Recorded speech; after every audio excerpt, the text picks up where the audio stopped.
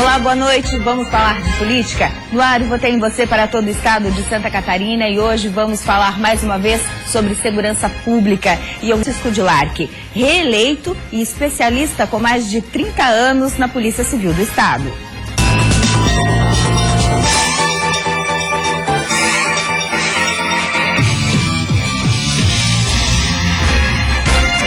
Francisco Dilarque foi reeleito na eleição de 2014, representa a região oeste e também o litoral norte de Santa Catarina. Nasceu em São Miguel do Oeste, mas fez carreira por todo o estado e tem uma base eleitoral forte também em Balneário Camboriú. 57 anos, partido PSD, o mesmo partido do governador Raimundo Colombo, e foi eleito em 2014 com 36.280 votos. Uma eleição bastante expressiva, né, deputado? Boa noite, um prazer recebê-lo aqui na Band. Boa noite, Elaine. Uma satisfação participar do programa, também uma honra.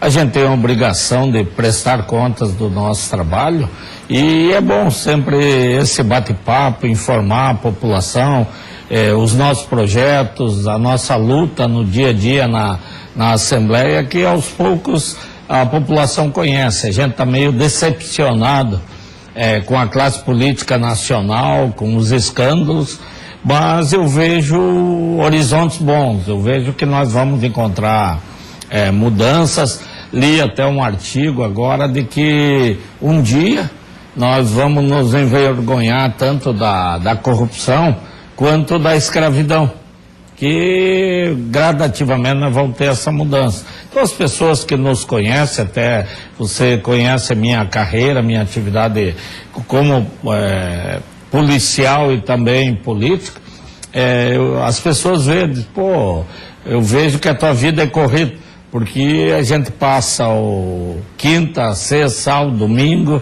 né? Eu acho que o dia que às vezes eu consigo descansar um pouquinho mais é na segunda-feira até. Porque final de semana é muita festa, reunião, evento, solenidade, e você tem que estar presente. O eleitor que te ajudou, o eleitor que votou, as lideranças, os municípios cobram muito a tua presença, principalmente no final de semana. E a semana de terça a quinta na Assembleia é muito corrida, com a presença de prefeitos, vereadores, lideranças, enfim. Então a gente passa... quando vê, passou a semana, né, passou o mês, é muito corrido mesmo. Quantos anos de vida pública? Aí vamos separar a política da carreira policial, né? Enquanto policial, o senhor tem mais de 30 anos aí de experiência, né? A carreira de política, de militância política partidária e com mandato eletivo, ela veio depois da carreira de policial. Como é que foi esse encontro? Essas duas carreiras tão bonitas? Foi quase simultâneo até. Eu acho que até a carreira política, vamos dizer, começou um pouquinho antes. Por quê? Porque eu fui presidente do DCE da Univale, então FEPEV, quando eu me formei na faculdade. O hoje ministro Marco Aurélio Gastaldi Buzzi foi presidente do DCE, Diretório Desembargador Henrique da Silva Fontes, da Univale de Itajaí, na época da FEPEV. Eu fui o sucessor dele no diretório, eu era o presidente do diretório, quando deu aquela novembrada, aquela época do João Batista Figueiredo. Então a política começou lá naquela época. Lá naquela época. Então eu fui orador da minha turma de segundo grau, então quer dizer, eu imagino que eu já era comunicativo, amigo, líder ali, e fui orador. Depois fui presidente do DCE, fui presidente da juventude do PDS, na época lá, antigamente ainda, quando fazia faculdade em Itajaí. Aí eu passei no concurso da Polícia Civil e queria voltar para o Planalto Norte, queria trabalhar naquela região lá. Mas daí não tinha vaga para a região, não abriu vaga. E eu saí da faculdade, tinha recém-casado, e ela era de São Miguel do Oeste. Aí, como tinha vaga para São Miguel do Oeste, eu escolhi ir para São Miguel. Cheguei um tempo lá. Então a sua carreira de delegado começou lá em São Miguel do Oeste? Começou lá em São Miguel. A minha carreira de delegado de polícia começou lá.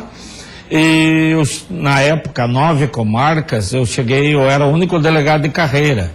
Todos os demais delegados eram sargento, a polícia militar, em Dionísio Cerqueira era um tenente. E daí eu comecei a carreira. 1 ano e meio que eu estava como delegado lá, era o único.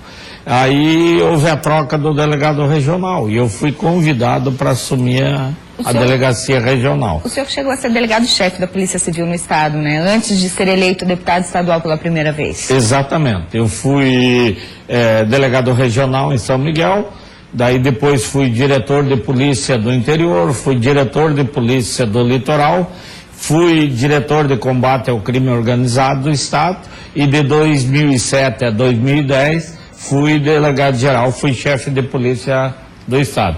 Então, nesse meio, eu fui vereador, fui candidato a deputado, também, na verdade, tive uma carreira... complementando a outra, sempre?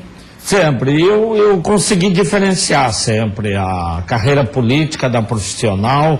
Eu me orgulho, inclusive, eu recebi aquela medalha dos 30 anos do funcionalismo ali.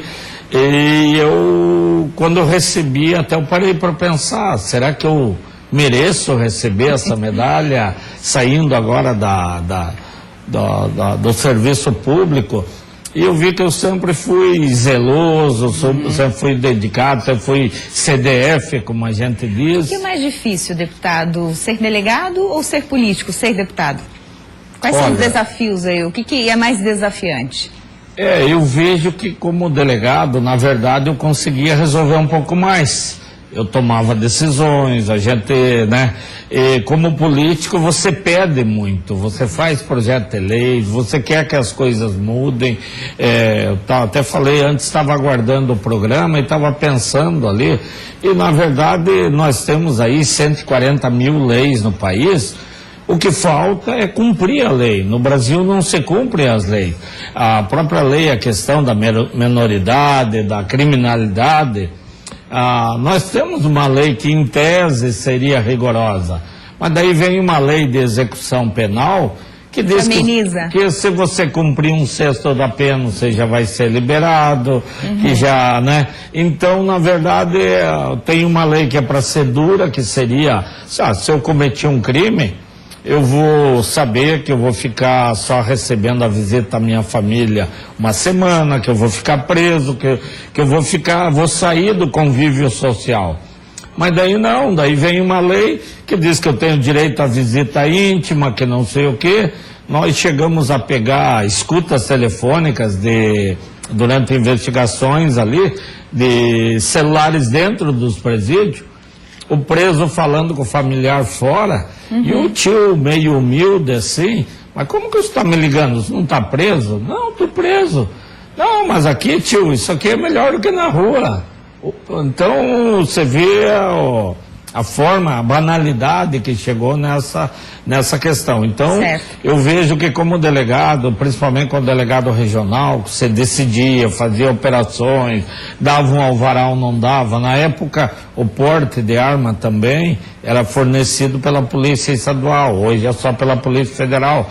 Então, você analisava o cidadão que viajava, que morava no local mais isolado, a necessidade do porte de arma. Então vejo que a atividade policial, ela resolve mais, tem mais resposta, respostas mais rápidas. Hoje a gente vai para o intervalo comercial, depois do intervalo a gente volta falando sobre alguns projetos de lei que foram propostos por Maurício Scudilari, que hoje são lei no Estado. No instante só aí a gente já volta.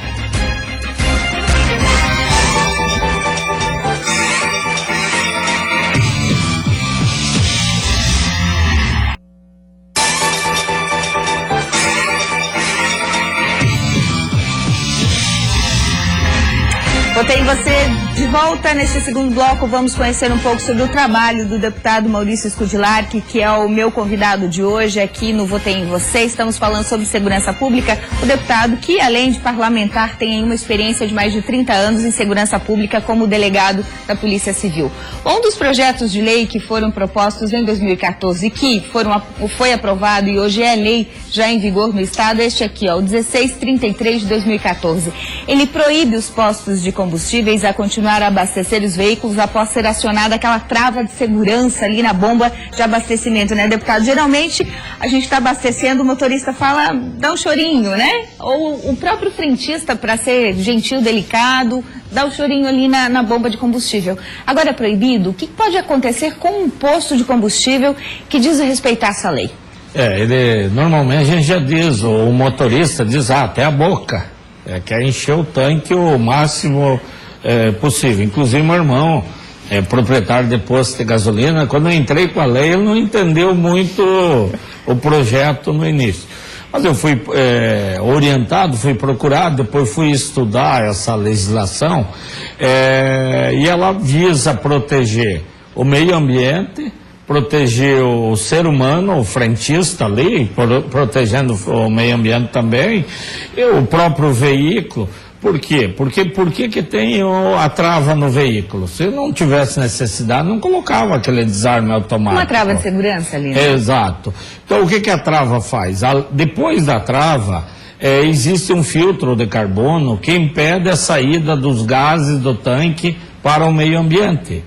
Se você abastece o tanque até a boca, ele vai umedecer, vai encharcar aquele filtro de carbono e o filtro deixa de funcionar. E aí começa a sair os gases para o meio ambiente, além de resíduos desse filtro, poder ir por tanque, poder prejudicar o veículo. Então, por que a trava, o desarme? Chegou ali, tem que parar de abastecer. E o próprio frentista, se ele vai abastecer até a boca, ele tem que ficar ali com o rosto próximo.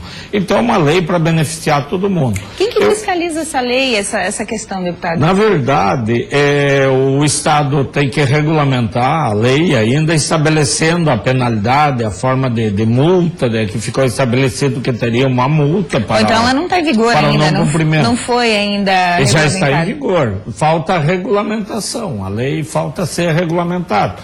O que eu espero dessa lei? Mais do que a punição, a conscientização.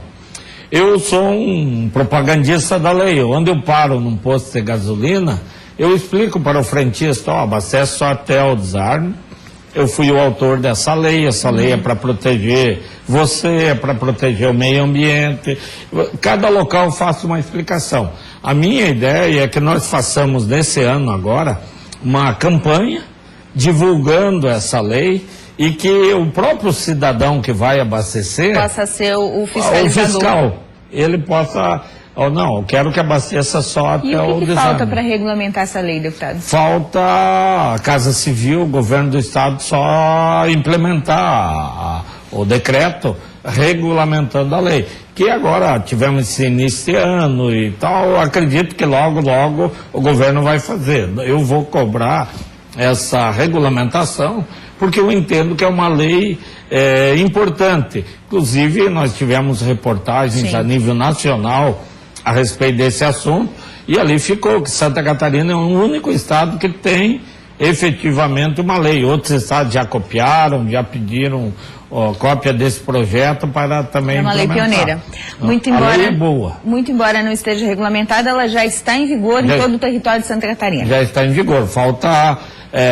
regulamentar o cumprimento e a punição dela, mas ela está em vigor. A gente vai acompanhar então essa questão toda, já que tem que partir do Executivo, do Governo do Estado, da Casa Civil, essa regulamentação aí, onde vão ser previstas então o órgão fiscalizador, quem vai fiscalizar e as penalidades, Deputado, ainda neste bloco, a gente vai trazer mais um assunto que também foi que foi essa emenda substitutiva global aqui, é o projeto de lei complementar 30.2 de 2011, a criação da região metropolitana lá no extremo oeste catarinense.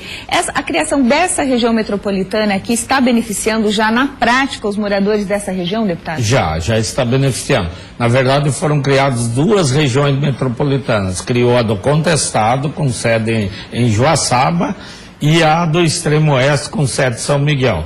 No início, eu tive dificuldade em aprovar essa lei, como região metropolitana do extremo oeste, ou própria de Joaçaba.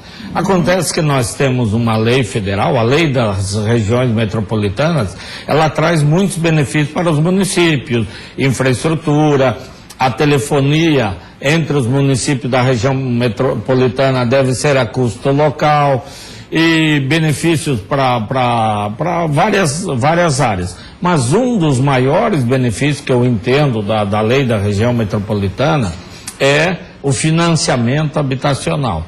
Então, o que acontecia? Município que era considerado região metropolitana, na época, o limite era R$130 mil. onde não era, o limite era 80 mil. Então você tinha um município pequeno aqui do litoral, da Serra do Sul, o limite do financiamento habitacional era 130 mil. E do oeste, extremo oeste, 94 municípios de Santa Catarina, o limite era inferior. Então eu lutei mais pela questão do financiamento habitacional. Ajudou o comércio, a construção civil, o cidadão, o casal lá que quer comprar o seu apartamento, Minha Casa Minha Vida, ele não conseguia comprar porque o limite era muito baixo. Então, além de eu querer todos os benefícios da região metropolitana, desenvolvimento integrado, transporte, segurança, infraestrutura, mas eu queria esse benefício, que é o benefício do financiamento habitacional, que já está em vigor e que realmente beneficiou uma região muito grande do estado de Santa Catarina. Muito interessante. Essas regiões metropolitanas que estão sendo criadas, a do extremo oeste, do contestado, Florianópolis também, né, está nessa grande discussão aí de criação de regiões metropolitanas, elas facilitam muito, né, as políticas públicas integradas, né, deputado? Projetos de lixo, de transporte coletivo, né, captura e destinação dos resíduos sólidos, enfim, é uma realidade já no estado. É uma realidade. Você vê aqui Florianópolis, tem a dificuldade, porque é uma lei aqui, outra em São José, outra em Palhoça, outra em Biguaçu. São municípios colados uns dos outros. À medida que né? você cria a região metropolitana e procura fazer a solução conjunta, fica muito melhor. Então, a região metropolitana é muito importante. Tá certo. A gente vai para o intervalo comercial. Depois do intervalo comercial, a gente vai focar no item segurança pública, já que Maurício Scudilar, que é especialista na área e com mais de 30 anos de Polícia Civil, hoje deputado estadual. Um instante só, a gente já volta.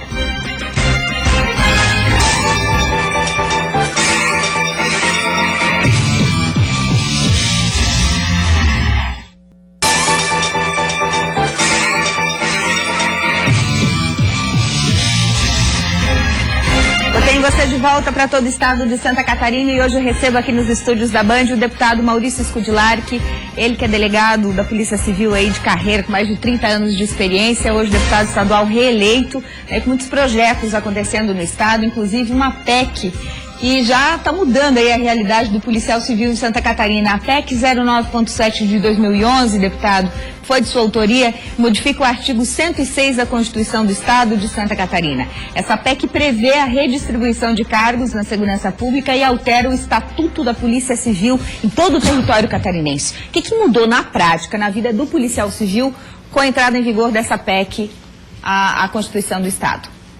Nós procuramos abrir a carreira, né?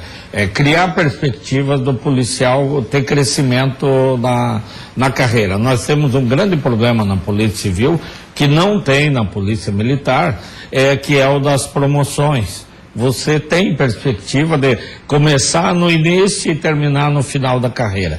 E na Polícia Civil, nós não temos essa perspectiva. A promoção é muito amarrada e tal. Então, o policial chega a uma etapa da carreira que ele se sente desmotivado, que se ele trabalhar mais ou menos, ele não vai ter outras promoções.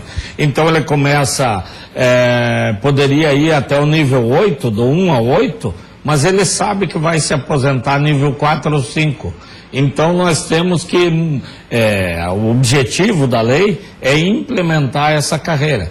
Nós conseguimos aprovar já um plano de carreira, quando ainda estava na chefia da Polícia Civil, conseguimos fazer em torno de 6.000 promoções, e agora nós temos mais um projeto que está na Casa Civil, está na Fazenda, estamos debatendo para transformar as promoções em automáticas. Passou 3 anos, preencheu alguns requisitos, cursos, não foi punido, você tem uma promoção automática. Então o policial vai ter a perspectiva de entrar no começo da carreira e saber que no final da carreira ele realmente vai ter o salário, vai ter os benefícios do final da carreira.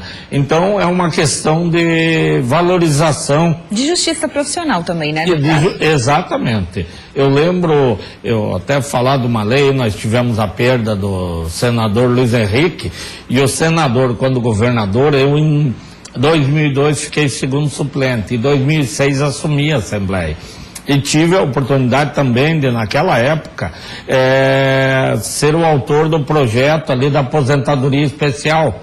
E o governador Luiz Henrique tinha informação da administração, da Casa Civil, que se o projeto fosse aprovado, teriam muitas aposentadorias e iria simplesmente desmantelar a Polícia Civil. E no final ele se convenceu e encaminhou o projeto que criou a aposentadoria especial. O que é?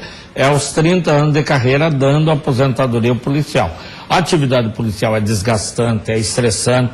Eu digo, nós chegamos meio aos 30 anos, meio no limite da capacidade psicológica ali, se você não tomar certos cuidados. Então, por isso, o policial tem que ter uma aposentadoria diferenciada e nós conseguimos na época. Então, tendo um plano de carreira bom, tendo a aposentadoria prevista. Hoje, o plano de carreira que foi aprovado, melhorou a questão salarial de todos os policiais. Sim. Então, é o que eu dizia para o governador, então, nós temos um plano de salário bom, mas não adianta ele saber que o início vai daqui a aqui, se ele na realidade ele sabe que ele vai chegar só na metade dessa carreira.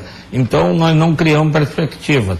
E essa PEC, esse plano de carreira que foi encaminhado pelo governo, buscou exatamente corrigir isso. Certo. Ainda tem muita coisa para ser melhorada, sim. Verdade. Mas eu vejo que já melhorou bastante a carreira policial. Tá certo. A gente tem pouco tempo para encerrar o programa. Eu gostaria de opinião rápida de dois assuntos que são bem importantes. Um deles, o seu colega parlamentar, o deputado Leonel Pavan, está propondo aí mudanças na escolha da chefia da Polícia Civil no Estado, aí, através de uma lista. Pela sua experiência enquanto policial, o senhor concorda, acha que é benéfico essa proposição? Olha, eu acho que hoje é da livre escolha do governador. Ele pode escolher entre todos os delegados o chefe de polícia.